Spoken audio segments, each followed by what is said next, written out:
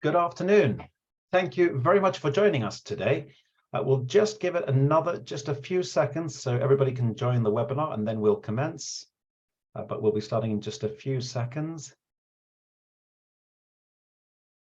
I can see the participant numbers ticking up. Just another 10 seconds if you'll bear with us and then we'll start. All right, the numbers seem to be stabilizing. Good afternoon. I'm Brandon Horwitz. I'm co-chair of the IFOA's Net Zero Portfolio Alignment Working Party, and I'm very happy to welcome you to this second event in the IFOA's latest thought leadership webinar series, The Road to Egypt, focusing on sustainability and climate issues. The IFOA is hosting a series of 4 webinars, which will seek to move the debate forward on themes discussed in the last series, looking at COP26 in Glasgow, and the recently closed COP27 in Sharm el-Sheikh. The focus of today's event is net zero investing, and we'll aim to provide a beginner's guide to this important subject. Future events in the series will provide a recap on the main commitments agreed around biodiversity at COP15 in Montreal in December, and a session reflecting on the progress made on climate action and the role of actuaries, led by the Sustainability Board's Early Careers Board. Please do sign up for these events via the IFOA's events page. Throughout the series, we'll provide a platform for prominent contributors within our own thought leadership community so that our members and others can understand the perspectives of a wide range of parties. Today's event is being recorded and will be available on demand via the IFOA's virtual learning environment and our YouTube channel. I would now like to briefly introduce my colleagues on the IFOA Net Zero Portfolio Alignment Working Group, starting with my co-chair, James Turner, who is an investment manager at Railpen. Welcome, James.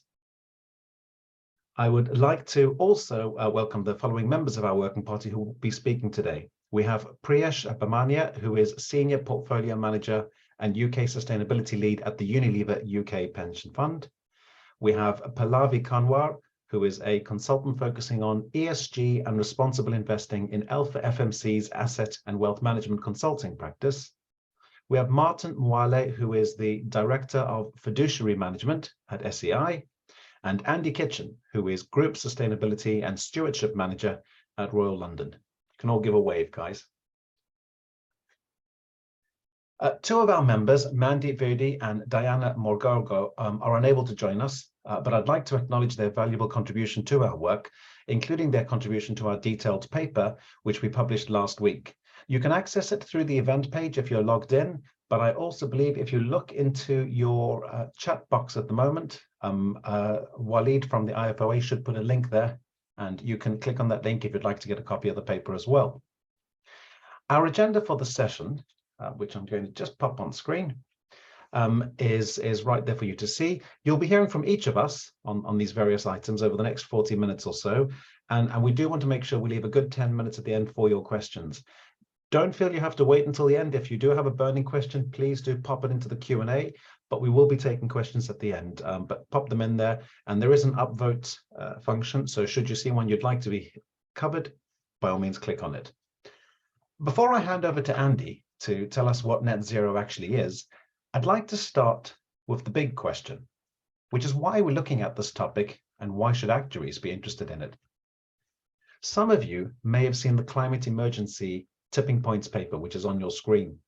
This excellent paper was published last month to feed into COP27, and it paints a sobering picture of how climate change driven by human activity is happening more quickly than expected, with impacts already being felt by millions.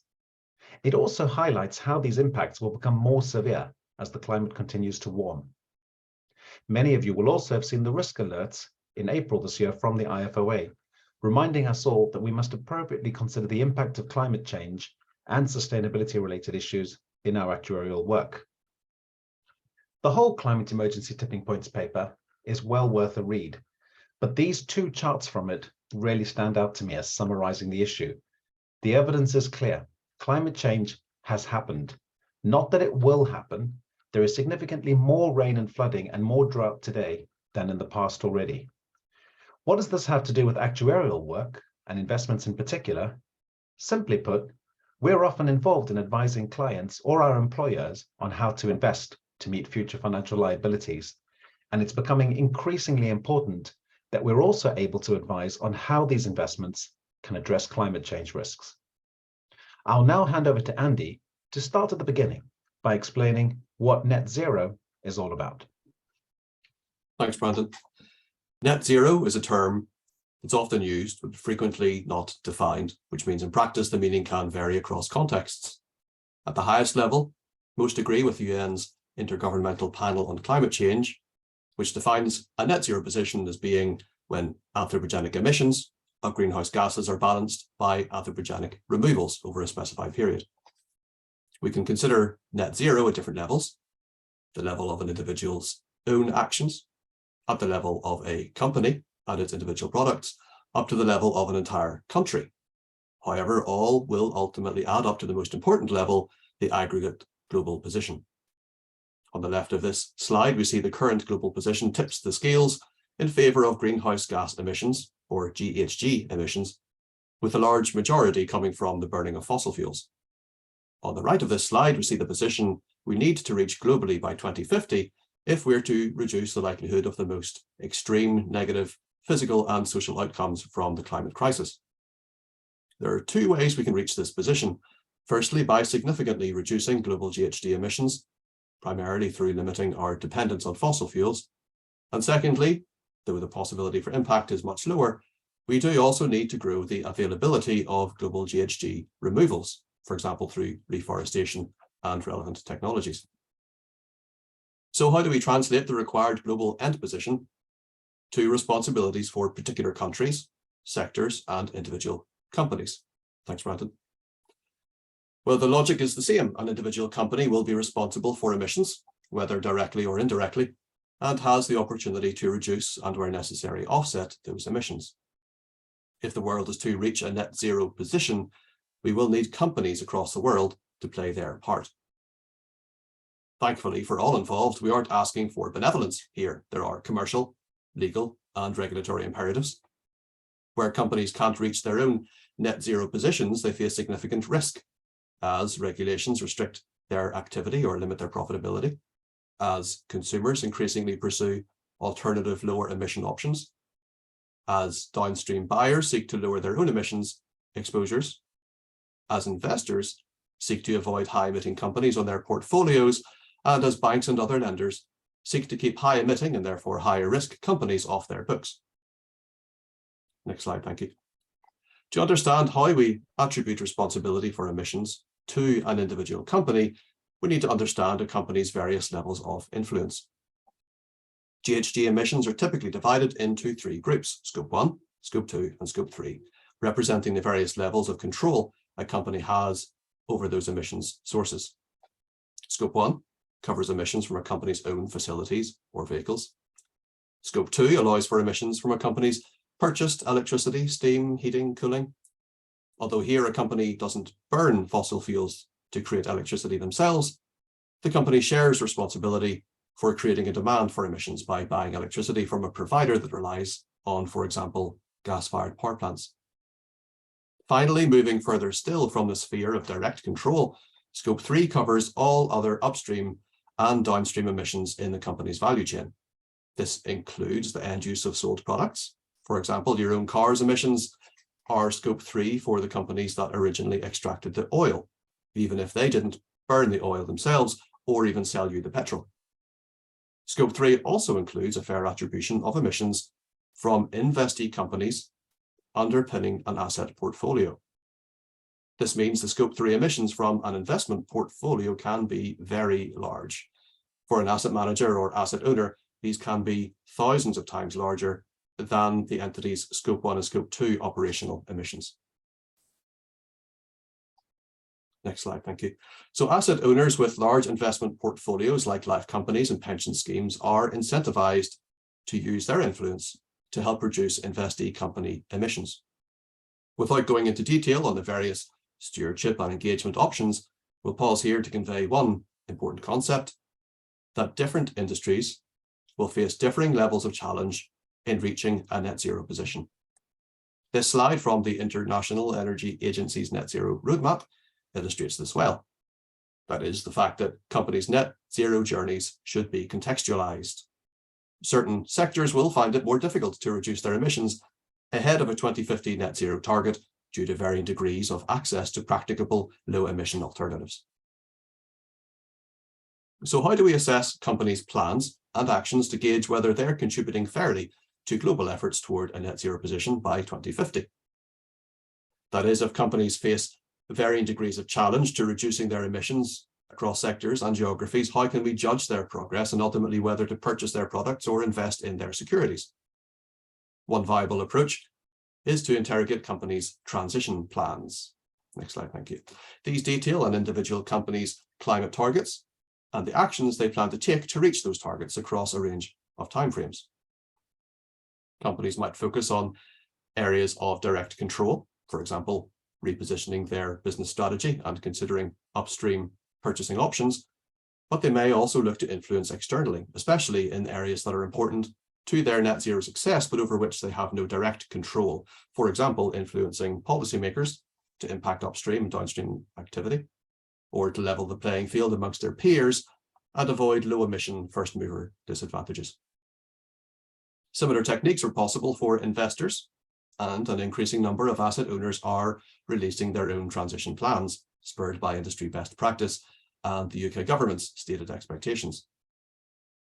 These will help asset owners demonstrate to their customers or beneficiaries and other key stakeholders the actions they plan to take in pursuit of their net zero asset commitments. Best practice is still emerging, but the drafting and implementation of these plans alongside a multitude of other climate-related reporting requirements will further increase pressure on actuaries to understand the implications of our clients' and employers' net zero investment targets and the actions available in pursuing these ambitions. I'll pass over now to Priyesh to explain what an investor's approach might look like in practice. Thanks, Andy. We've just seen that companies need to establish bold, credible pathways to achieve net zero emissions. In this scenario, how do you invest to align yourself to a net zero world? What does it mean? As an investor, you have to ask yourself, why do I want to get to net zero in my portfolio? What do I want to achieve? Is it to target real world emissions reductions? Or is it about reducing my risk to high carbon emitters? Or perhaps it's about capturing opportunities. Of course, it could be all of the above, but these are some of the considerations. Essentially, it's about investing in regions, sectors, and companies which have credible transition plans to reduce their carbon emissions, or invest in those companies that are already doing so. Metrics and targets are very essential in this whole process, but how the targets are met is actually more crucial. To give you an example, one could easily create a portfolio that could meet the definition of net zero alignment by excluding one or two high emitting companies in the utilities, steel, or cement industries, for example. Yes, this action could align your portfolio to a net zero trajectory, but it does not achieve real world emissions reductions. Some of these companies are vital to our society, at times needing transition capital, and without them successfully transitioning, net zero in totality may not be possible. Again, though, investors have different objectives, so it's good to be clear on what you're trying to achieve. What else is net zero investing about? Well, as asset owners, we need to demonstrate real stewardship. So the focus is on engaging and influencing key stakeholders to commit to finding new solutions and reviewing existing way of doing things, whilst keeping one eye on other key issues such as impact on society, impact on nature, and impact on company bottom lines and financial metrics. Investors might not be ready to accept lower returns for lower emissions. If you think about it, carbon emissions doubled over the last 50 years, with a lot of productivity and a lot of growth, of course, at the expense of nature and climate. And now we need to cut it by half by 2030. It's clearly a huge challenge, one which will continue to need a lot of focus, attention, and new solutions. Brandon, if you kindly turn to the next slide, please. Thank you. So what can investors, such as insurance companies and pension schemes, actually do? Measuring emissions is a good starting point, but assessing the outlook on a forward-looking basis is much more important. For an asset owner, you might ask yourself which emissions really matter. And Andy alluded to this just now. Scope 1 and 2 emissions related to the organization are likely to be very low, given the nature of the industry and the work most of us do. It is really from organizations' investments and loans, what is referred to as Scope 3 finance emissions in this chart, where we have more control over. Let me take you through a couple of key levers which are in the asset owner's control to drive change. 1, choice of investment. The sustainability transition is inevitable and climate change is already happening. So whether that is through stronger policy action in the second half of this decade, more changes in consumer behavior or new technology, change is coming.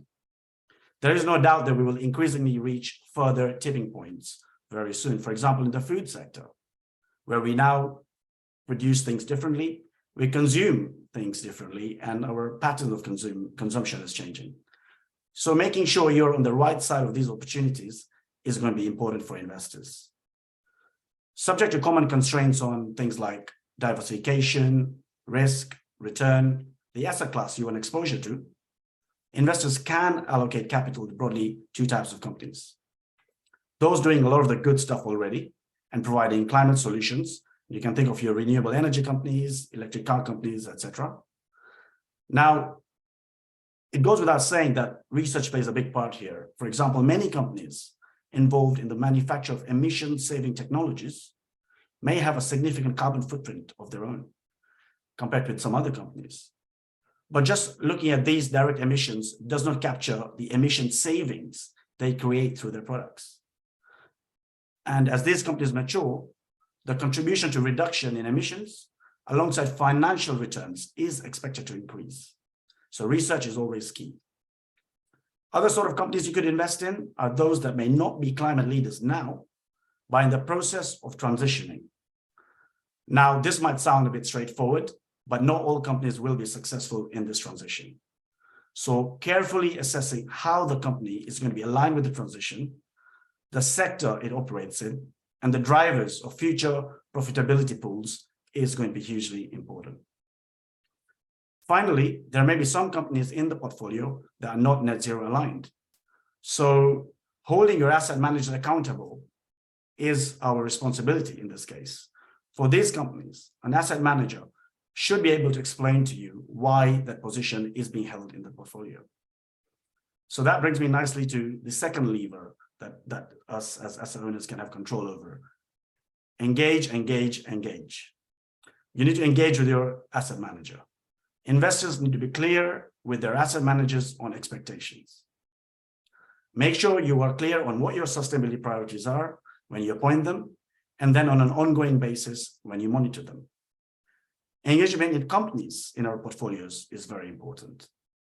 Now, either that is through an asset manager, a specialist stewardship provider, an in-house team, or through collective initiatives, as we will see later on in the presentations. It is important and it has to come from every angle possible. Divestment does not achieve real-world emission reductions and does pass the problem to someone else. But perhaps following a period of ongoing engagement that did not work, this may end up being a natural course of event. Of course, it's more practical and more impactful when this is done at scale. Finally, engagement with policymakers. That's important to drive change in government policies on carbon emissions. So for example, carbon taxes, subsidies, education for members of the public, or through provision of infrastructure.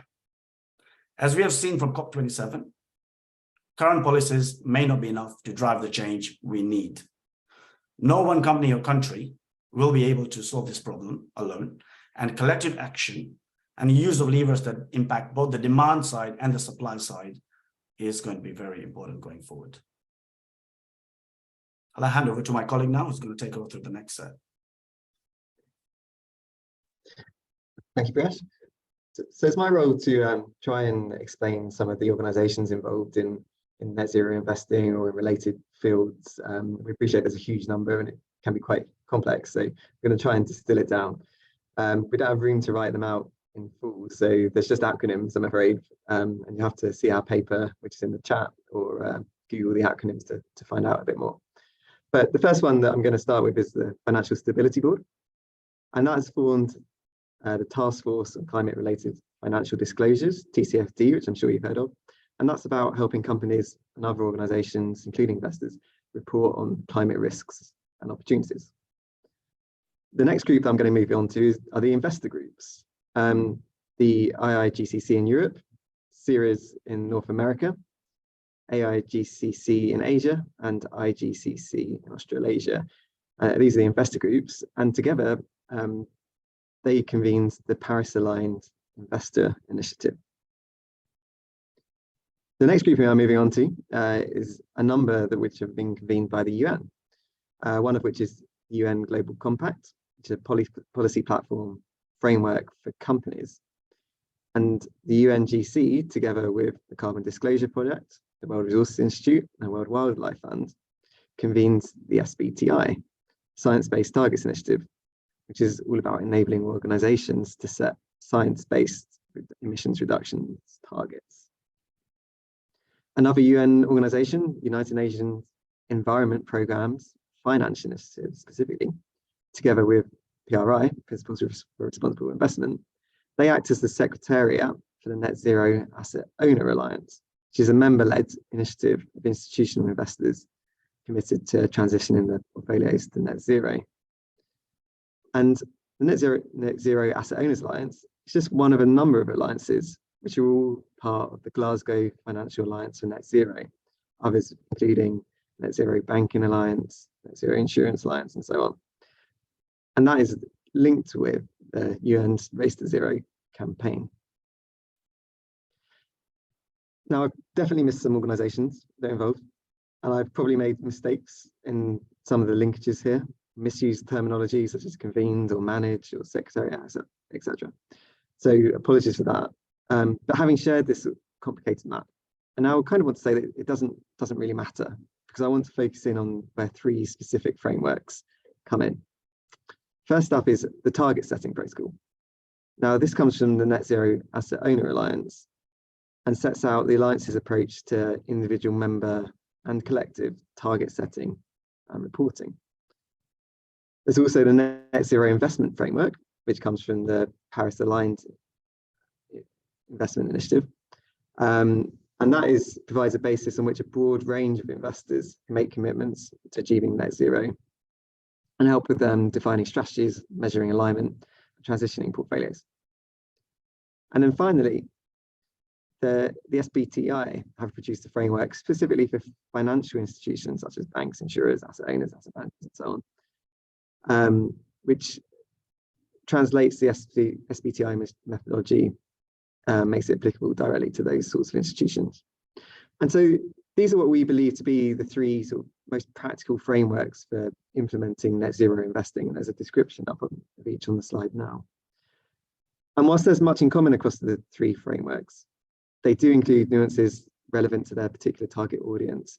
For instance, the Net Zero Asset Owner Alliance and the Paris-aligned Investment Initiative feels a bit more relevant to asset owners versus the FTI, which is broader, more applicable to banks, asset owners, and asset managers.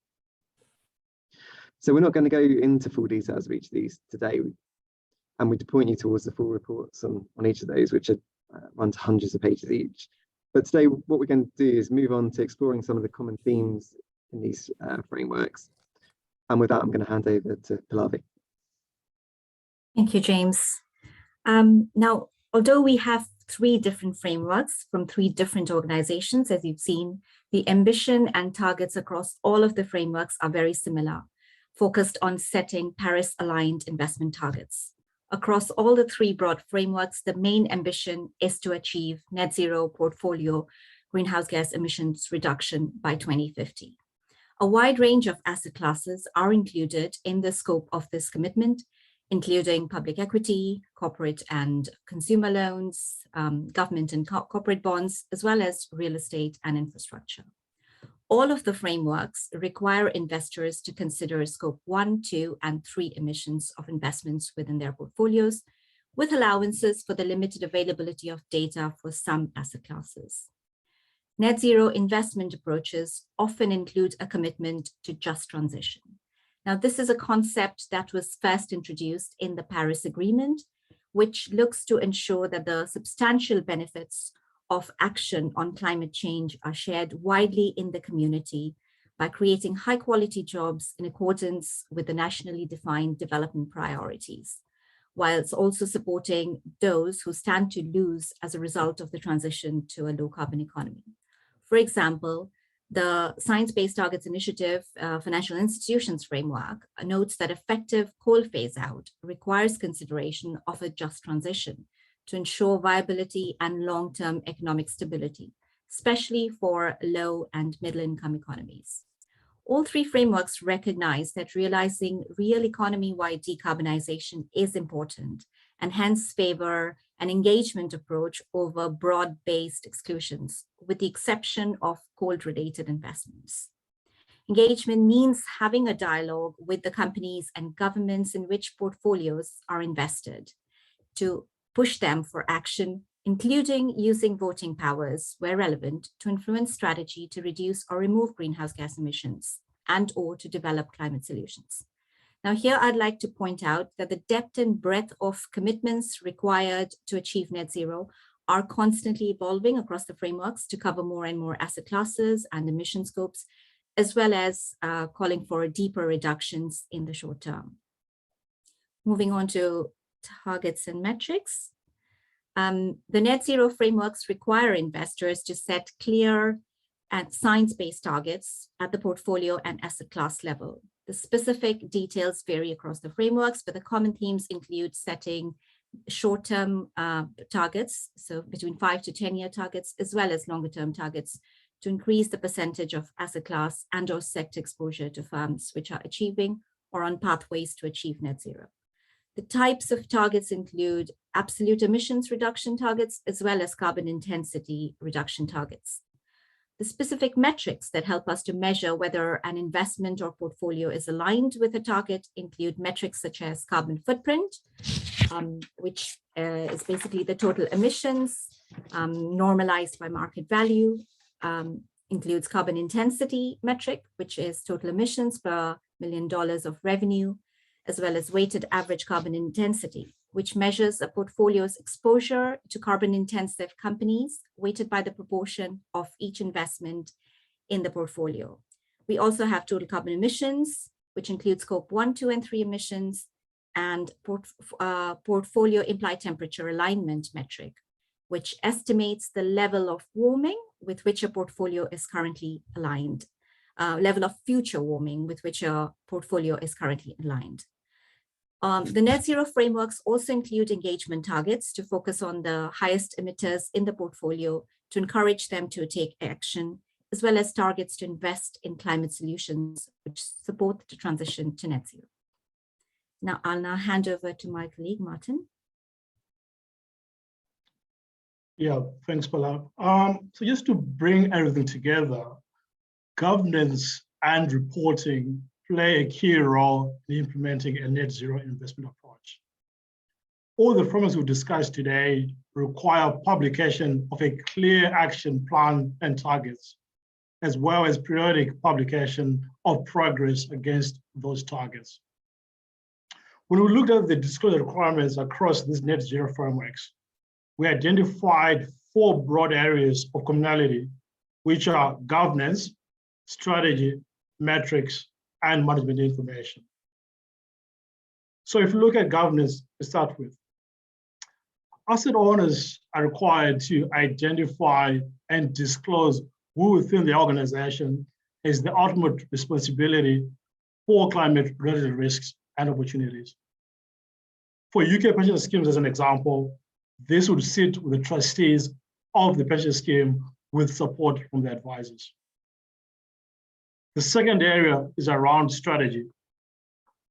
All these frameworks require disclosure of the climate change risks and opportunities that are relevant to the organizations over the short, medium, and long term, and to assess and describe their impact on the investment strategies going forward.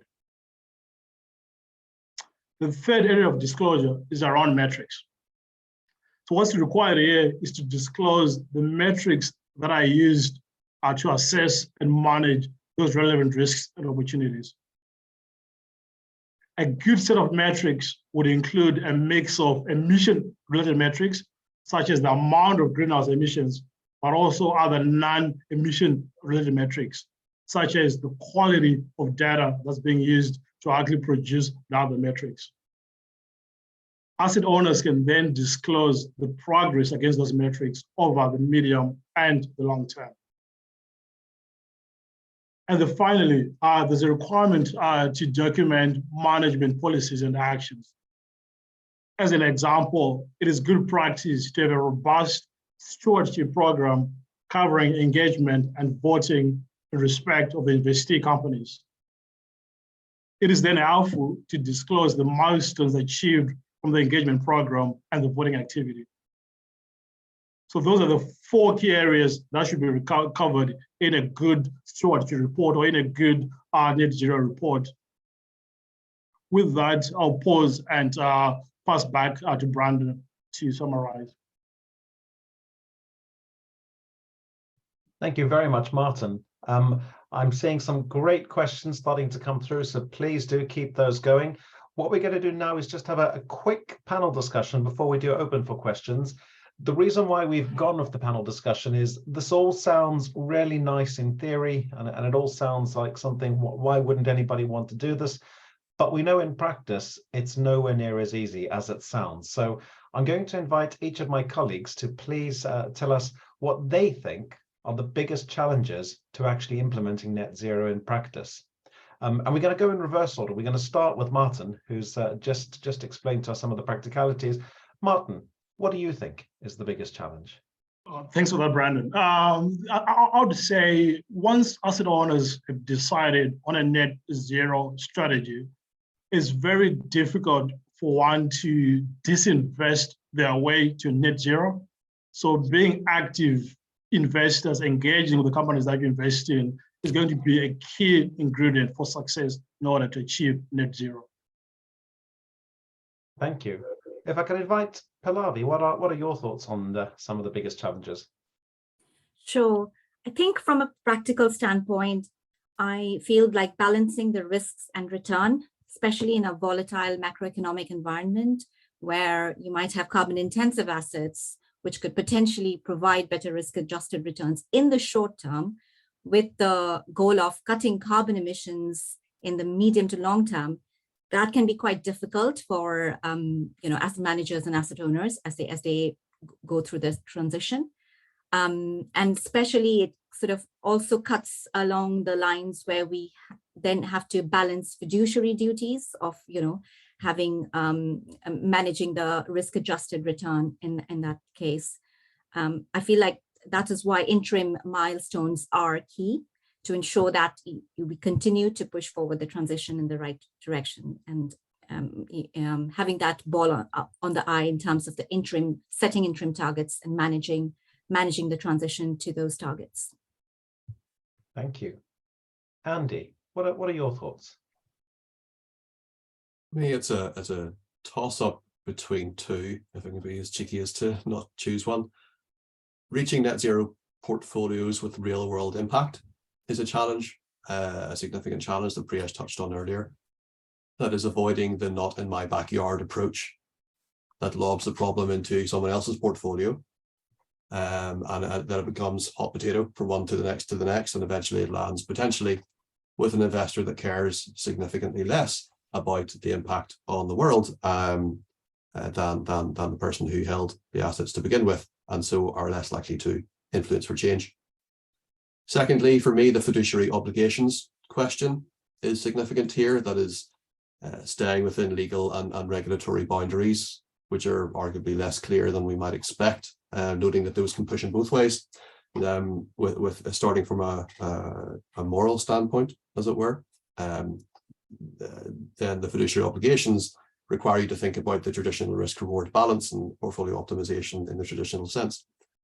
However, thinking on the other side of the scale about pure risk-reward and not thinking about the impacts of climate risk mean that you're not fully thinking about the risk aspects and the long-term issues that aren't necessarily priced into the markets. And so we can get pushed in both ways from the fiduciary obligations.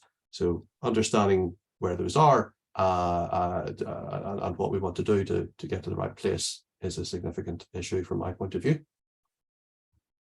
Thank you, James. Priyesh, what do you think? I will focus on a lever that I briefly touched on, and that's engagement with policymakers. So essentially, I think without strong government policies in this decade that enable transition of capital to climate leaders and away from climate laggards, without those strong policies, I don't think private sector will only be able to achieve a net zero alignment. So we will need support from governments all across the world. James, what are your thoughts? Mine is actually a very practical point and relates to the slide that I showed on the sort of the complexity of this universe of different organizations and frameworks and so on. The hard work's been done in terms of drafting these frameworks, but they do come to hundreds of pages long each, and translate them into your own organization is a lot of work. And particularly for asset owners, I think there's going to be a resourcing constraint in terms of actually implementing those, and that's one of the biggest challenges that I see. And I suppose I'll add my 2p's worth to it just before we open to questions. None of us have mentioned the dreaded word of greenwashing, which is this fear of trying to make it look like you're more climate friendly or perhaps more net zero than you actually are. And I doubt that many organizations start out wanting to greenwash, but it can potentially result from poor communication. So I would say one of the biggest challenges in my view is getting that communication right between the asset owners, the asset managers, and the people at the coalface who are actually doing the actual investing. Because unless everyone agrees on what you're actually going to be doing and how you're going to measure whether or not you're doing it, it's very easy for there to be differences in understanding. And exactly as James said, it is so complicated. Exactly as said, there's so many different metrics that getting that communication right, I think is certainly going to be key. And on the subject of communication, we are stacking up some really good questions. So I'm going to start working through these. And we've got a couple actually, which are nicely grouped. So Lucas Higginson, thank you, Lucas, for your questions. And we have an anonymous attendee who's on a very similar theme. And the question is that if you are looking to actually move towards net zero, you're going to be relying on data, and especially data on scope 3 emissions, which could be quite scanty and might not even be available, or potentially even have double counting. What do people think are the ways that pension funds and other investors can deal with this scanty data, this inconsistent data? And what are the risks of actually taking action on this data? Would anybody like to take that one for starters? Yeah, I can give a brief start, and then I know Andy's going to chip in very soon after that. But essentially, don't let data gaps stop you, is my view. You need to learn by doing. You need to understand the data gaps. You need to understand the materiality of the data gaps. Not all companies have data gaps. Not all sectors have data gaps. Not all asset classes have data gaps. But yes, I agree. In the private sector, data gaps are increasingly common. In the public sector, we are seeing increasingly better disclosures from public sector companies. So it's a case of really understanding the data and then kind of understanding what actions do you want to take. For me, purely looking at an emission number and then acting on that is not going to be an investment thesis. You really need to see the impact of this in your portfolio, in the other financial metrics that you have, see how the materiality of climate change plays a part in the risk and return dynamics. I don't know how much to add there, Priyesh, that you covered it really well. Looking back at Lucas's question, Lucas mentioned TCFD disclosures and ties that in with data, and I would only add to Priyesh's points that TCFD disclosures and related disclosures, whether it's stewardship reporting or in your annual reporting accounts or anywhere you're talking about these risks, data is only one piece of the puzzle. We also need to think about how climate risks and opportunities impact our strategy, the governance, as was touched on earlier, I think by Martin.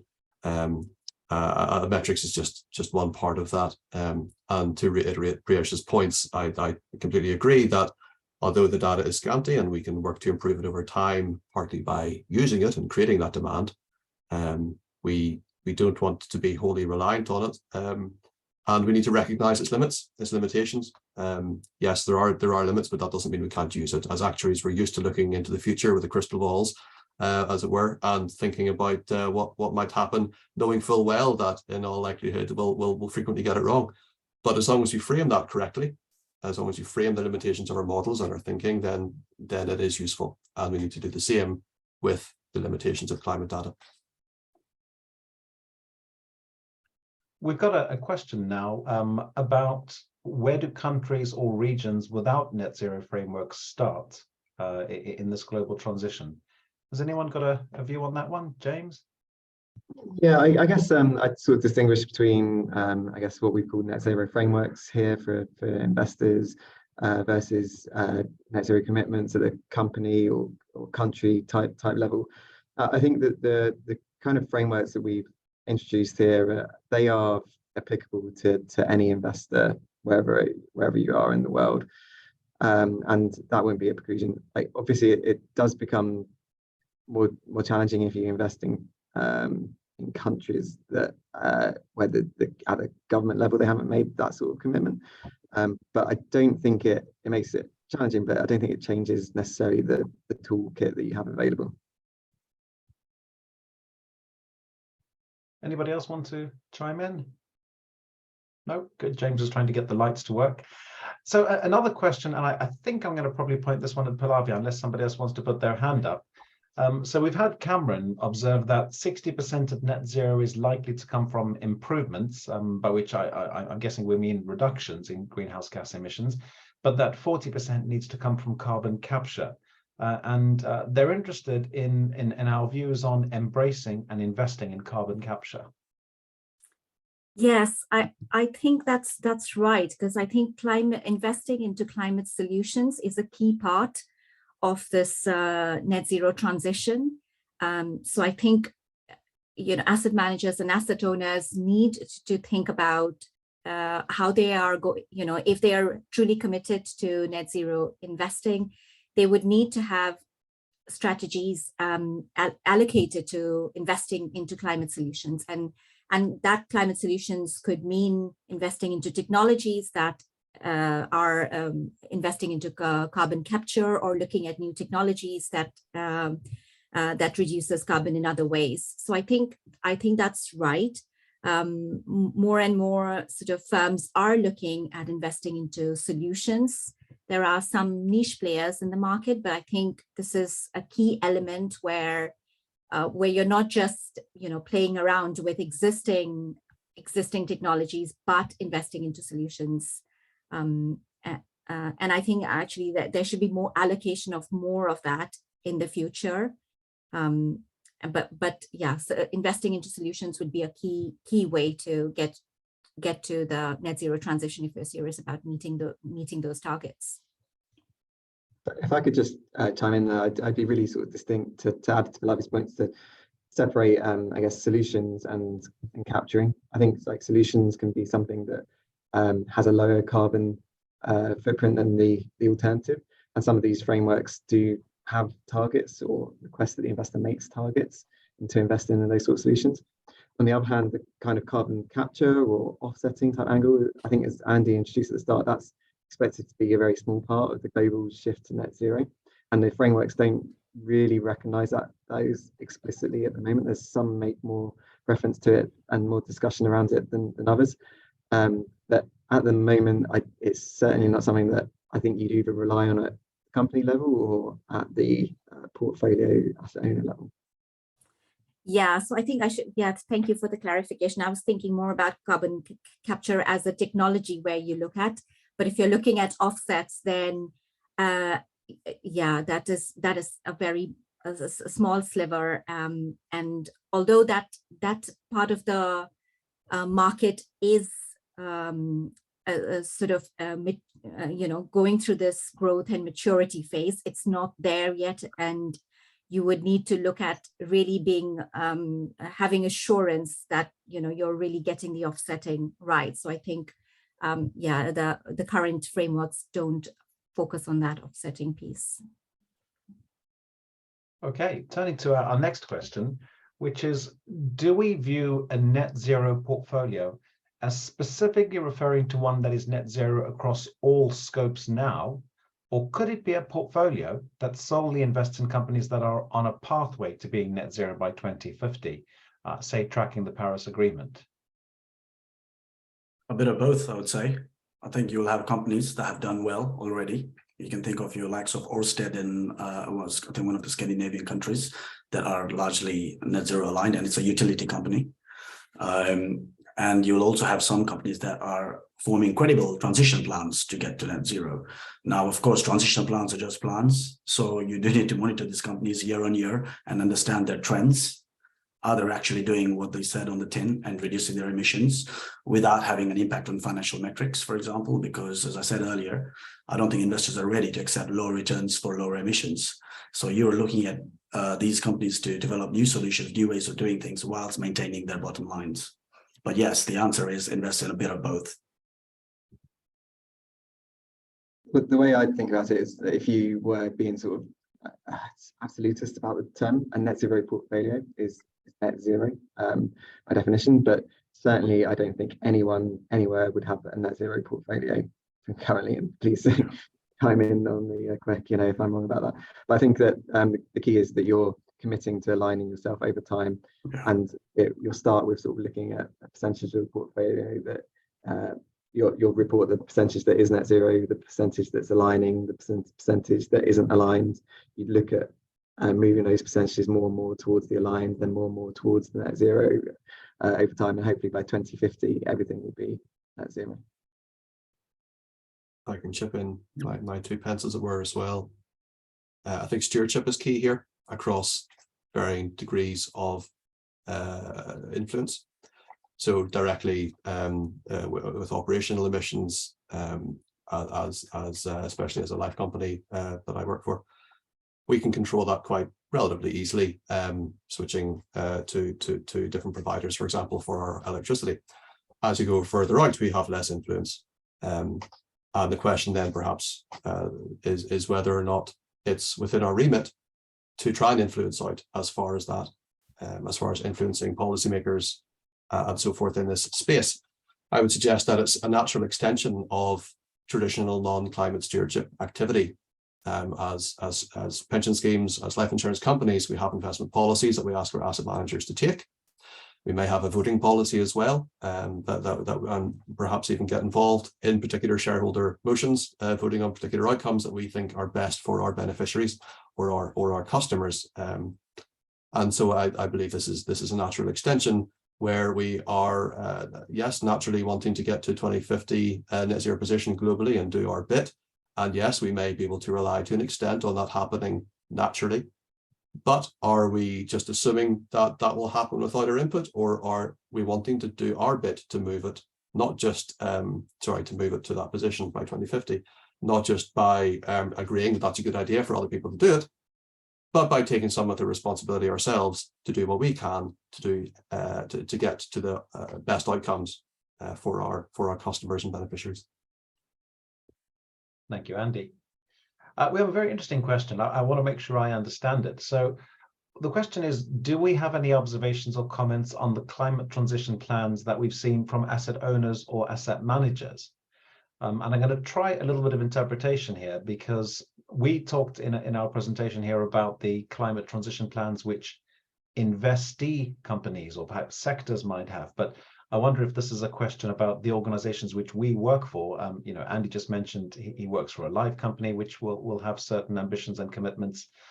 So I think we're being asked, what do we think about the places where we work, be they pension funds, asset owners, or asset managers, and their climate transition plans? And I appreciate, obviously, the panelists might not want to comment on their own employers' plans, but does anybody want to chime in?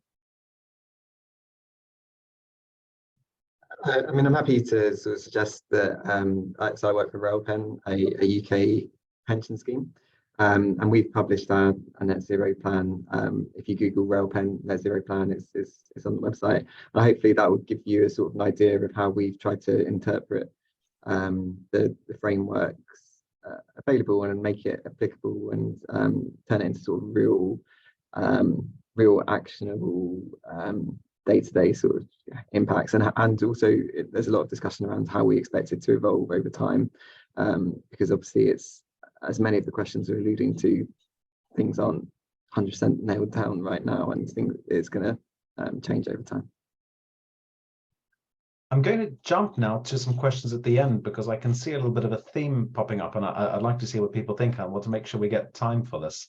So Michelle Cracknell has asked us, what about DC pension scheme members where the risk and volatility impacts the members? I'm going to just build on that a little bit, because we've had another attendee ask, is it fair or moral to have regulation impose targets on pension funds, especially DC funds, this risk of moving to greener investments, which in turn is passed on to members? It feels like these targets are for individuals. Should we be having conversations about requiring individuals to make greener choices in their everyday lives rather than just investments? And there's a few questions there. Let's focus on the first one in terms of DC investors. And I suppose there's an initial question there, which is, will moving to net zero investing automatically result in more risk or perhaps reduced returns? And is it fair for that to be passed on to the members, the end investors? Does anybody have a comment on that? I think go on. We're keen today, aren't we, Priyesh, between the two of us? Yes, thanks. So this is something that we're dealing with regularly, certainly in the life space with the DC pensions.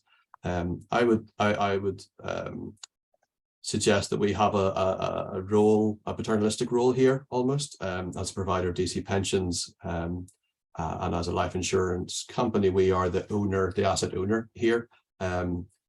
Although our pension scheme members or our customers, can choose where to put their investments, a lot of the reason that our customers come to us, and I'm sure it's the same for other providers, will be the bundled solutions that we offer, the governed range in the case of Royal London, largely.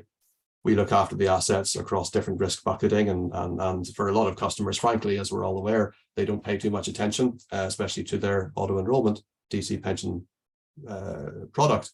And so there's an expectation there, as we've been told by our customers, and we see in industry research, there's an expectation that the provider of pension schemes will do things on behalf of the customer without the customer being asked, within the realms of the FCA oversight and traditional risk reward balancing. So I would say, yes, it is true that the ultimate risk falls to the policyholder, but as the provider of those policies, we have a clear role to help them manage that risk and manage it to an extent on their behalf within the remit that we have.